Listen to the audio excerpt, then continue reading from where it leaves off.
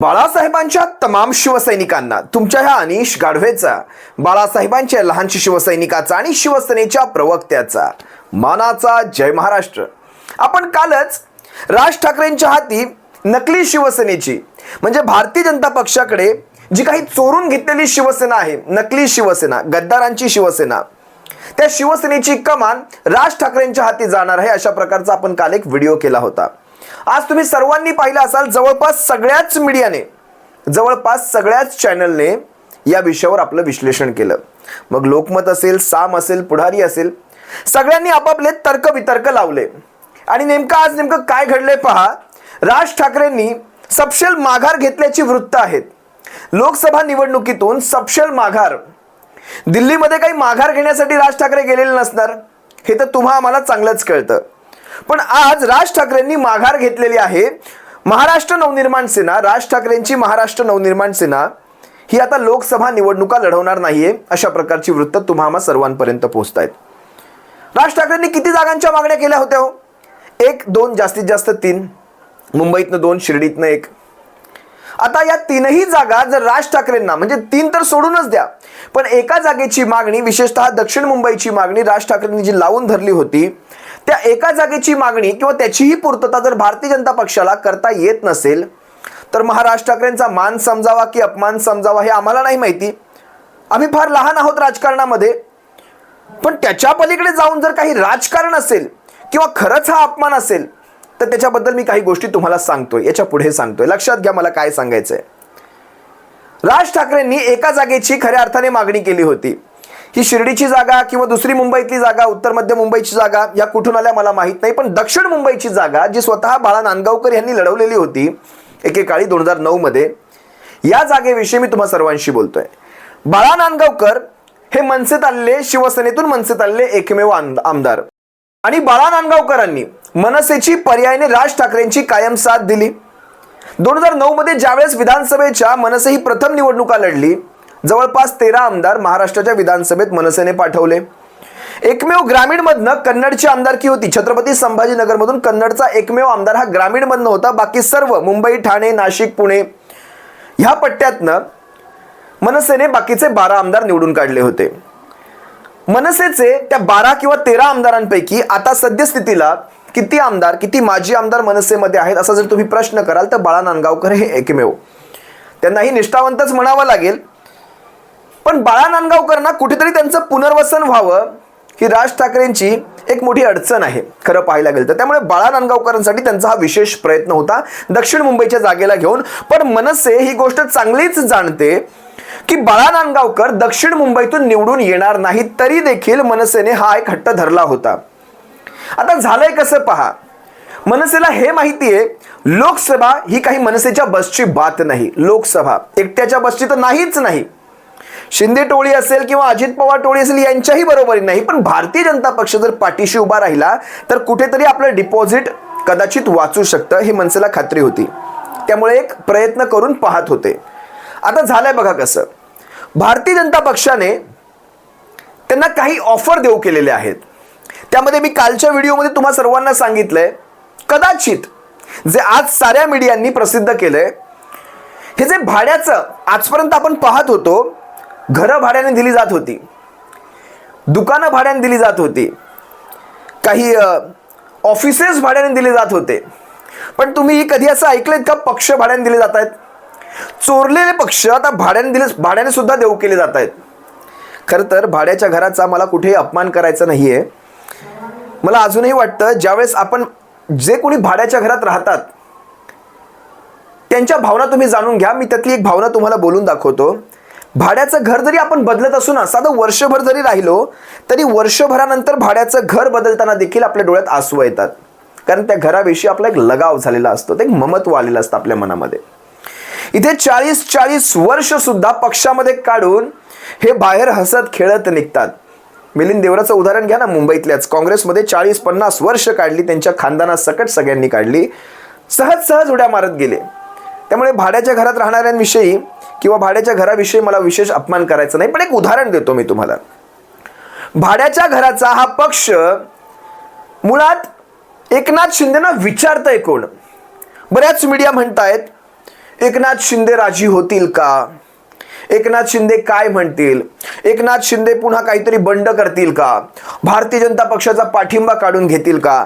जर मनसेला, बघा हे सगळे जे घडणार होतं हे खरं तर कुणालाच काही कल्पना नव्हती की पुढे जाऊन हे इतकं आणखी आणखी आणखी खोलात जाईल. ज्या वेळेस या सगळ्या कहाणीची सुरुवात झाली त्यावेळेस ती अशी झाली होती की यानं त्या प्रकारे महाराष्ट्रात सरकार आणायचंय. शिवसेनेतले 40 आमदार फोडले, पण त्यांना हे नव्हतं माहिती की आपण ह्या आमदारांना एका पक्षाचं स्वरूप देणार आहोत किंवा शिवसेना म्हणूनच यांचा आपण उल्लेख करणार आहोत. भविष्यात शिवसेना यांच्या ताब्यात सोपवणार आहोत संस्थांच्या मदतीने, केंद्रातल्या संस्थांच्या मदतीने. ते तसं सुरुवात झाली.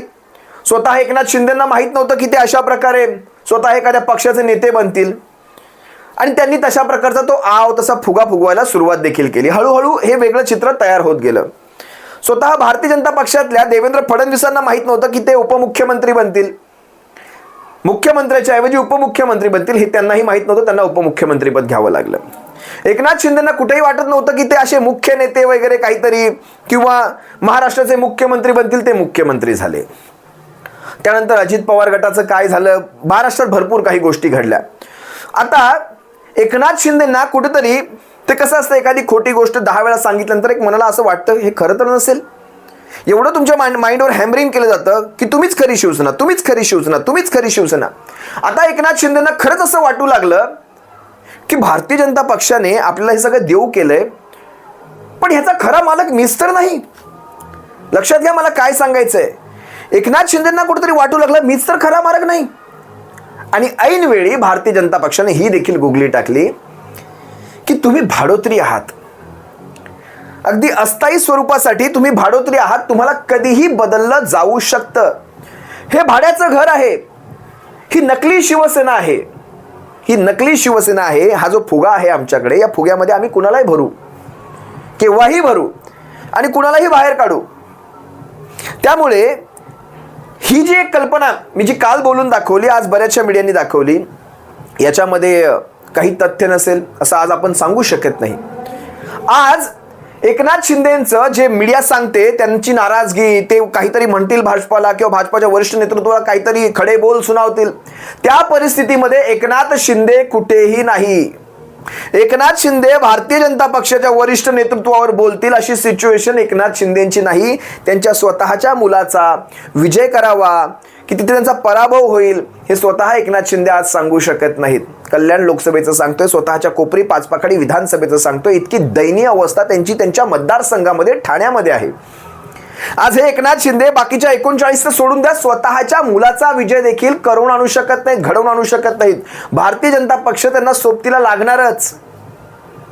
ही सगळी नावं देऊ केलेली आहेत. त्यामुळे ह्या सगळ्या गोष्टी विसरून जा की एकनाथ शिंदे काय म्हणतील. एकनाथ शिंदेंनी प्रेशर टाकला आणि एकनाथ शिंदेमुळेच मनसे कदाचित लोकसभेच्या निवडणुका लढवत नसावी. हे ज्यांनी कुणी तर्क वितर्क लावलेत ना, त्याच्या राजकीय ज्ञानाला मला एक सलाम करावा असा वाटतो. राजकीय ज्ञानाला.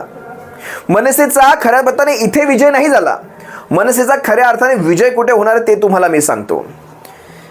ह्या लोकसभेच्या रिंगणात उतरण्यापेक्षा एक सेफ खासदारकी घ्यावी, एक सेफ विधान परिषदेची आमदारकी देखील घ्यावी ह्या अटींवर. आणि दुसरी गोष्ट म्हणजे हा जो दुसरा पर्याय जो मी तुम्हाला काल सांगितला होता, त्या सगळ्या अटींवर कदाचित हे शिक्कामोर्तब झालेलं असावं. तुम्ही लक्षात घ्या, मनसेने राज्यसभेची खासदारकी मागितली नसेल कुणाला ठाऊक. मनसे भारतीय जनता पक्षाकडनं एक राज्यसभेची खासदारकी जिथे बाळा नांदगावकर सेटल होतील आणि एक विधान परिषदेची आमदारकी जिथे अमित ठाकरे सेटल होतील, अशा प्रकारची जर अट भारतीय जनता पक्षाने ठेवली असेल कुणाला माहिती. आणि भारतीय जनता पक्षाला एक राज्यसभेची खासदारकी असेल, एक विधान परिषदेची आमदारकी. कारण राज्यसभेची खासदारकी RPI सारख्या पक्षाला भारतीय जनता पक्ष जर असाच वाटू शकतो, वरती त्यावर केंद्रीय मंत्रीपद, तर मनसे सारख्या पक्षाला ज्याचा RPI पेक्षा अस्तित्व मोठं आहे त्याला तो राज्यसभेची खासदारकी देणार नाही असं तुम्हाला वाटतं. आता लक्षात घ्या, दोन गोष्टी साध्य झाल्या. म्हणजे जिंकून येण्याची ती भीतीही मनात नाही. थेट तुम्हाला राज्यसभेची खासदारकी, थेट मनसेचा प्रतिनिधी केंद्रामध्ये जाणार, देशाच्या सर्वोच्च सभागृहात जाणार आणि विधान परिषदेत देखील जाणार. आता राहिला प्रश्न शिवसेना कुणाची वगैरे वगैरे. तर आजच रामदास कदमाचं तुम्ही स्टेटमेंट पहा.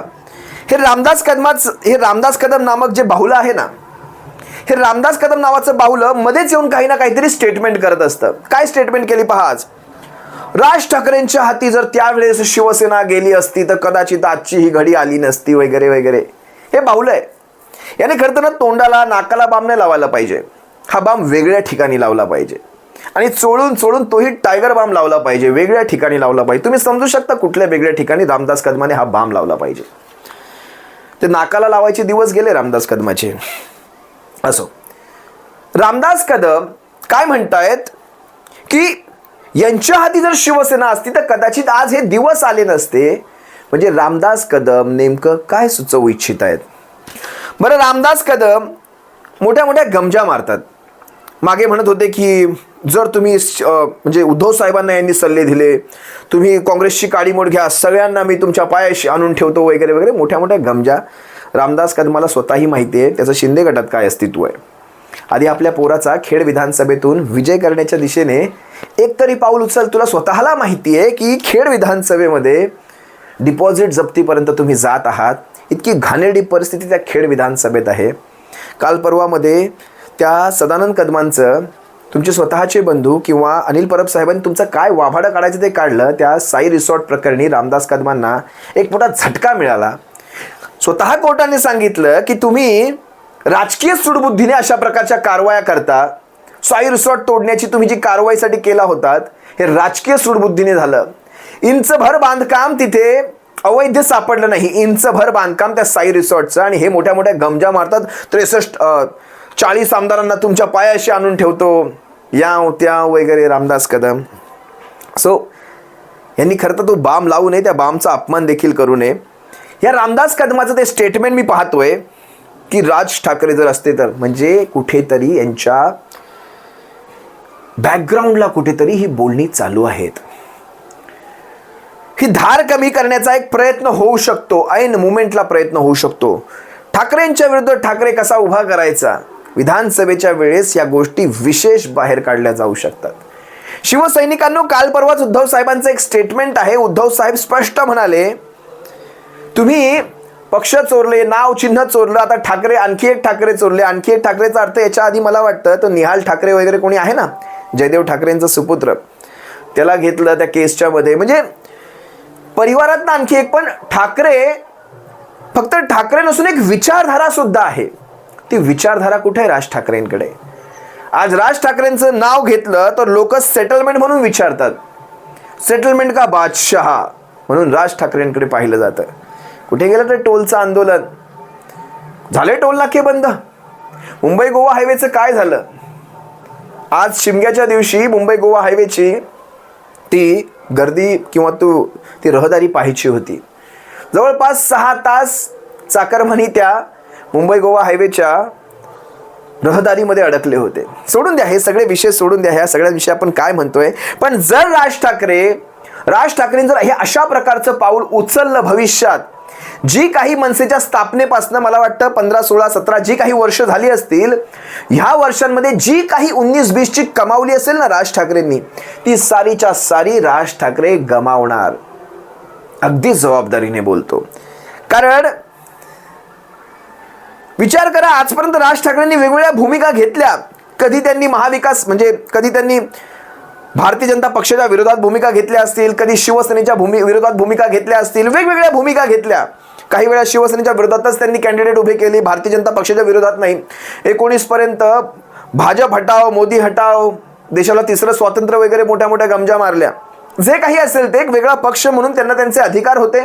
त्यांना जे वाटलं त्यांनी ते केलं. पण आज जे राज ठाकरे करतायत, ज्या शॉर्टकटने राज ठाकरे जाऊ पाहतायत, तो शॉर्टकट मात्र त्यांना पातळात धाडण्यासाठी पुरेसा आहे.